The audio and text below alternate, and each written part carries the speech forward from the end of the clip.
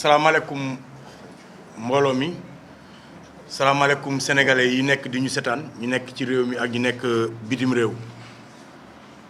ni ko Aliou Sané tàmbalee dañuy dellu jaale Guy Marius Sagna mi nga xam ne waajuram bu góor dafa dëddu jamono yi di ko masawu di ànd ak moom ci naqar boobee di laataamaa tàmbali gërëm ñëpp ñi nga xam ne ci semaine bii ñu génn wax nañ yéy nañ yàbbi ci situation particulièrement Simon mi nga xamante ne yaramam neexul woon wax nañ ca lañ ca mën bind nañ ca ñeneen ñi lañ ca mën ba tey ji yàlla def na am na liberté provisoire ba génn Aliou Sané bi muy wax na ne soo xoolee dossier bi ni mu tàmbalee lu tax Y'en a marre nekk à l'aise tey toog fii di wax lu tax ñu nekk à l'aise ak suñu ay camarades FRAPP ak ñeneen ñi nga xam ne ñu ngi soutenir combat bi nii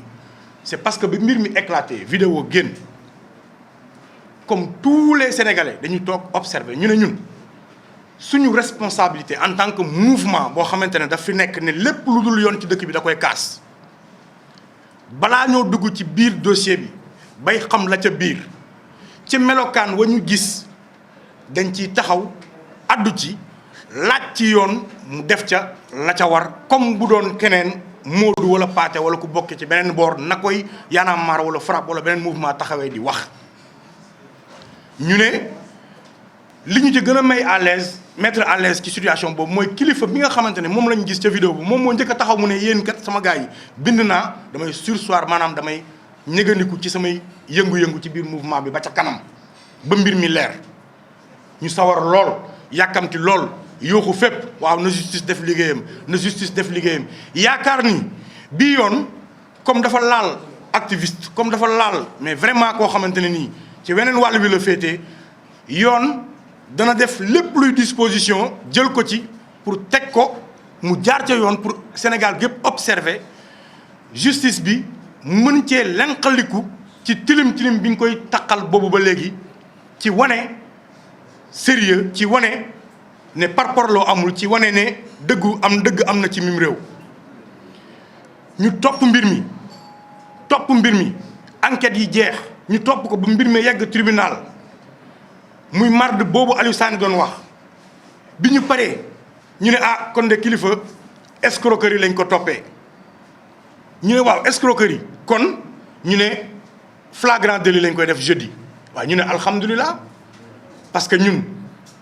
gis nañu ay avocat wu kilifa ak Simon ànd ak dal ànd ak confiance wóolu seen bopp ci dossier bi yàkkamtu ñoom lu dul dem taxaw janoog juge ak procureur pour lijjanti seen ay clients mais diggante 17h 19h ñu changé ko yóbbu ko instruction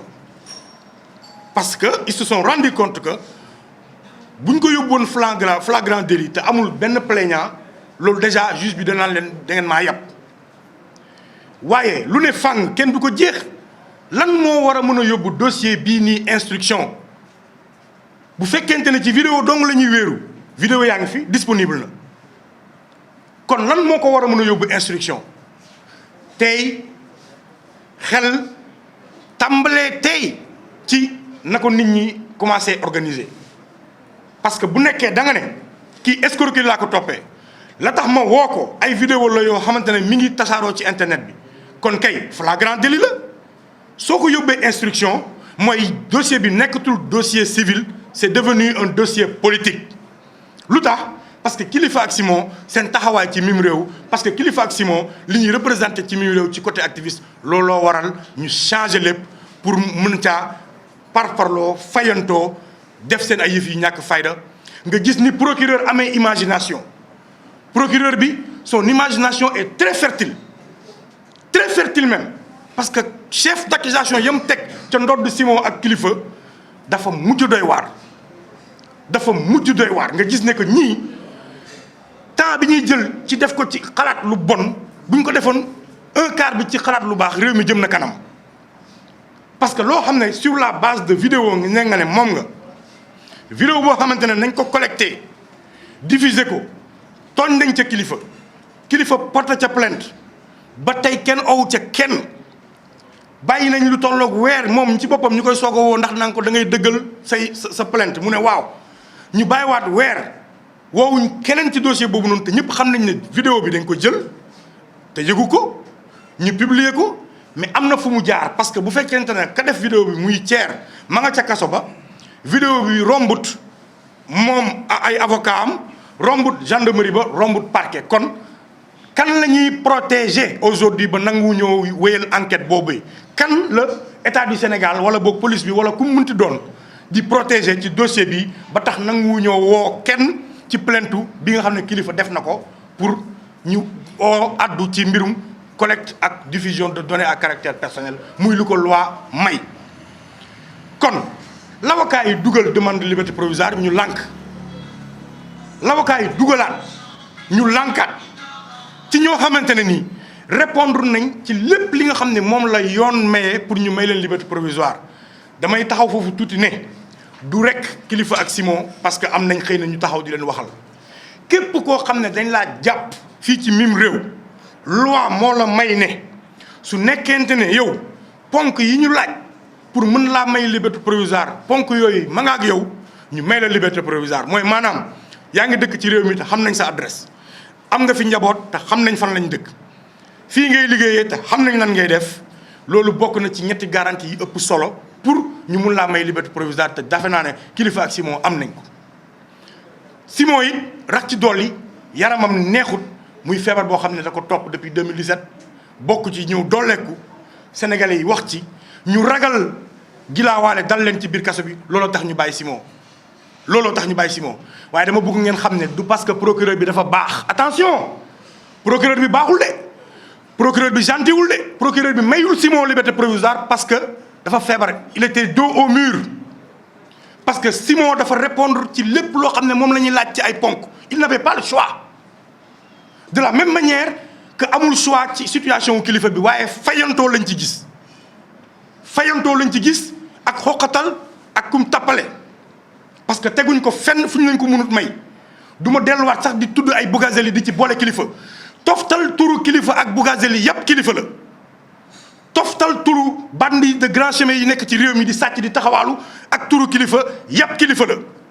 parce que taxawaayam ci mim réew mayul benn Sénégalais muy toftal turam di ko méngale ak kum ci mënta doon ci ces voyous de la République yi nga xam ne ñu ngi taxawaalu nekk ci seen ay soxla kon Sénégal ñun ñëpp ñoo ko gisandoo yoon moo nekk di jeng yoonu Sénégal moo nekk def la ko neex di fayantoo ci yu ñàkk fayda di nekk ci ay détails nañu bàyyi doomu jàmbur mu génn te ñu gaaw juger cette affaire et attention Simon sax liberté provisoire am bi dañ cee ñambaas lu ñuy woowee maanaam contrôle judiciaire maanaam mayuñ ko rek ne ko demal nga toog dañ ko may ne ko chaque le 5 ñëwal nga wuyu si amoo droit bouger amoo droit kon lan la ñuy xaar ci juger cette affaire parce que bu nekkente ne yow déglu nga leen sur le fond du dossier kon kay jeex na xanaa dem procès moo tax mais li ngeen bëgg a def mooy téye ko di ko dilatoire mu nekk épée de Damoclès ngeen téye leen di leen xool di leen observer bu élection ñëwee bu kilifa ak Simon génnee wax ngeen ne wax ngeen kon kaay leen comme li ngeen bëggoon def ci Barthélemy comme li ngeen bëggoon def ci keneen ak keneen mais loolu la ñu wax du fi amee ñun li ñu bëgg mooy ñun ñëpp askanu Sénégal li ñu bëgg mooy mbir mi leer dañoo bëgg mbir mi leer est-ce que musuma gis ci histoire u réew nit ku ñu tuumaal mu ne iwaay dimbali leen ma ngeen jugé ma ña muy àndal ne dimbali leen ñu ngeen jugé ñu que lumière soit faite sur cette affaire le Sénégal a besoin de Simon le Sénégal a besoin de kilifa nañ leen yóbbu ñu àtte leen taga tembe nañu may kilifa liberté provisoire parce que dafa répondre à ci normes yi ñu laaj yépp kon nag Aliou Sané wax na ko léegi kilifa xëy na moom mooy point de départ pour ñun mais yoon mi ngi jeng ci bépp sénégalais yoon mi ngi jeng ci bépp sénégalais tey jii yow boo féetewoo APR am nga ay garantie sa garantie mooy lu la neex waxal lu la neex defal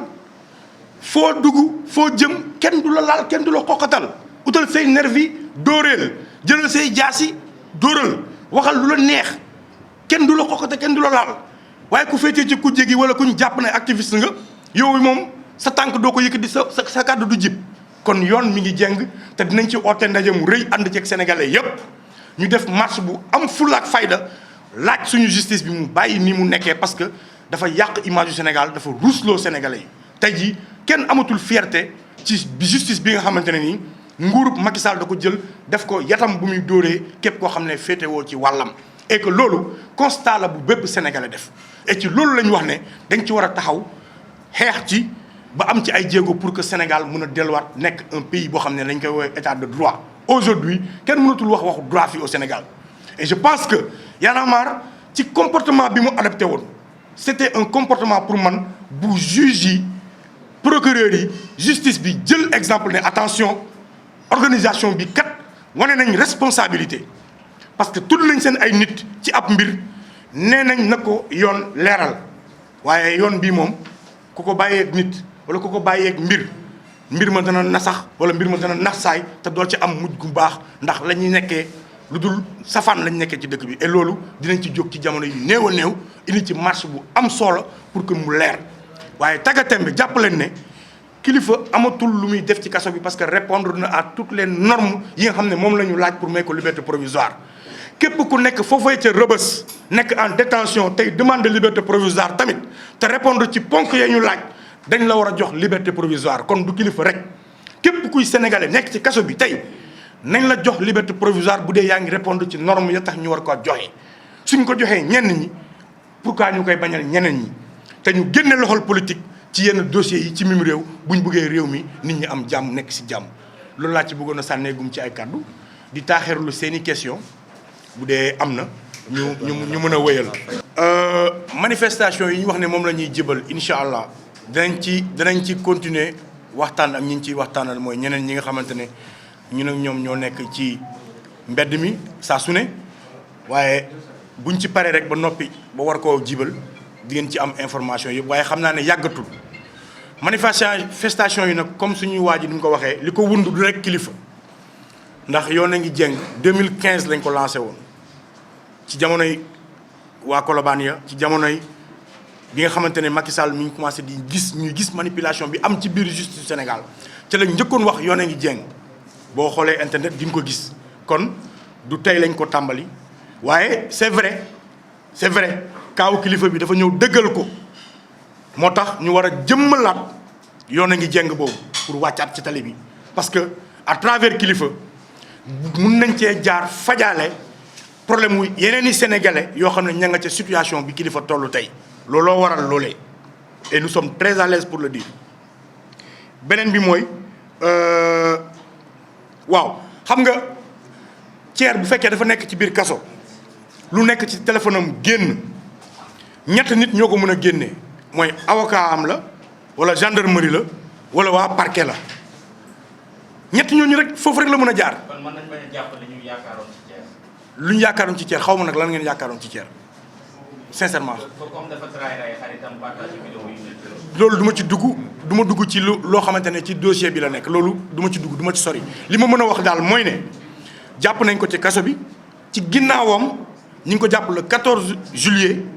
première vidéo mi ngi génn le 24 juillet donc am na fukki fan ci diggante bi ñu ko jàppee ak bi vidéo yi di génn kon ka yor vidéo yi ba génne ko kooku moom la ñuy protéger jamono ji moom la ñuy bañ nit ñi xam ko parce que bu ko nit ñi xamee Aliou Sané wax na la ko benn pièce la ci puzzle bi lu bëri dana leer ci dossier bi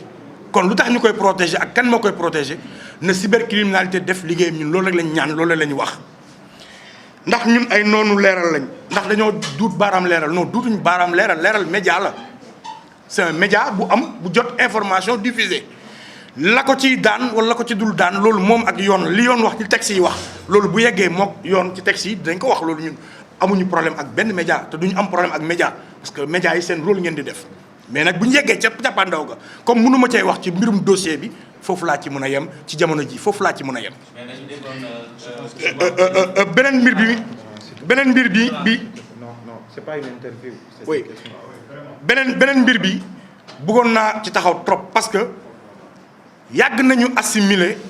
affaire ñoom kilifa bi ak affaire député yi te ba ñu defee l'enquête ca biir DIC ci ñaari waxtu xam nañ ne ñaari affaires yi bokkut parce que tamit kilifa vidéo bi génn depuis juillet ñu ngi ko soog a oo 7 septembre 8 septembre lañ ko woo parce que le 6 septembre affaire u passeport diplomatique yi ci député yi ñu ciy tudd dafa éclaté ñu bëgg a créer seen contre-feu bëgg a indi lënt ak lëndëm ci xelu sénégalais yi looloo tax ñu woo kilifa tey jii suñ tuddul woon ay député ci mbirum passeport diplomatique gëw ma ne dinañ oo kilifa parce que amuñu élément boobu noonu parce que vidéo yooyu noonu c'est irrecevable devant la justice kon ñoom procureur ñoo la gën a xam li ñu def vidéo yi ñoom xam nañ ne c'est illégal nga woo ci doomu aadama waaye pour créer seen contre-feu parce que wax nañ ay député Benno Bokk Yaakaar ci mbirum passeport diplomatique te dégg nañ ci vidéo bi mbirum passeport diplomatique ñu jéem a créer le lien mais bi ñu l'enquêté xam nañ ne amul lien leer na la preuve bi kilifa ak Simon di génn dig ñi leen di yóbbu parquet lañ wax mooy escroquerie kon bu kenn indi ci amalgame boobu di wax naan dossier passeport ak présumé non ñaari dossiers yi bokkul te bu leen kenn tëkkaleeti bokkul loolu mooy dëgg bu leen kenn tëkkale parce que bokkul maintenant médiation pour lan nit ki droit am la àqam ak yelleefam la yoon moo ko may nañ ko may liberté provisoire nañ leen may liberté provisoire nañu leen atte ñun loolu rek la ñu wax loolu rek la ñu ñaan kon jàpp naa ne looloo fi jiboon ci ay question mu ne waaw xam nañ ne par exemple Thierno Diallo si kii bi am que c'est un vulgaire voleur que c'est un maître chanteur et qu'il a fait pas mal de vidéos par rapport ak autorité yu bëri fii da leen di chanter loo ku mel noonu moo dugal tey kilifa ci biir prison bi par rapport ak kilifa li mu def Sénégal yëpp li mu def Afrique yëpp est-ce que tey seen mouvement bi vous n'avez pas un sentiment de dégoût jusqu'à vous dire que ne jaratul sax ngeen di xeexal Sénégal yi. non du tout moi je pense que tey ci mbirum affaire kilifa ak Simon bi laa xamee dayo bi sénégalais yi am ci mouvement Y'en a marre en particulier ci laa xamee teg bi ñu teg ak fonk bi ñu fonk Y'en a marre ndax j'ai vu des sénégalais yu naqarlu yu amul leen métti j'ai vu des sénégalais yoo xamante ne nii ci laay soog a man comprendre vraiment fi niveau bi ñu aj suñu jëmm yu amul solo yii kon dama leen di gën a delloo njukkal ñëpp ñuy jàppale waaye nag dama leen di ñaaxaat ci situation bi que ne nag aujourd'hui ñun ak ñoom ñëpp ñoo toogoon di observer am yaakaar que ne justice bi dana def liggéey bi war ci dossier bii waaye safaan wala ñu gis moo tax aujourd'hui amatul toog di xaar dañu bëgg ñu régler cette histoire lu mu gën a gaawee kon sénégalais yi ci côté boobu dama leen di wax ngàcce ngalaam waaye nag labbali fas terewul fas bi moom il faut ñu gën koo labbali kon di ñaan sénégalais yi di woo sénégalais yi ne leen gis ngeen taxawaay bi ci Y'en a marre am bi mbir mi taxawee kon nag tey bu ñu jógee te yéen xam ngeen li waral ñu jóg mooy que ne dañu toog gis yoon nag di nangu la kilifa moom muy ay àqam kon duñ nag setaan yoon di nangu ay àqu kilifa waaw kon nag looloo waral looloo wundu woon tey suñu waxtaan wi ak taskatu xibaar yi di wax ne ay fan yu néew dinañ jibal plan d'action bi ñu teg dinañ leen ko yeggee incha allah rabbi bu ñu noppee ci waxtaan ak ñëpp ñu ngi ciy waxtaan ak sénégalais kon dina wax yéen ñi doon taaxir lu jërë ngeen jëf. wasalaam.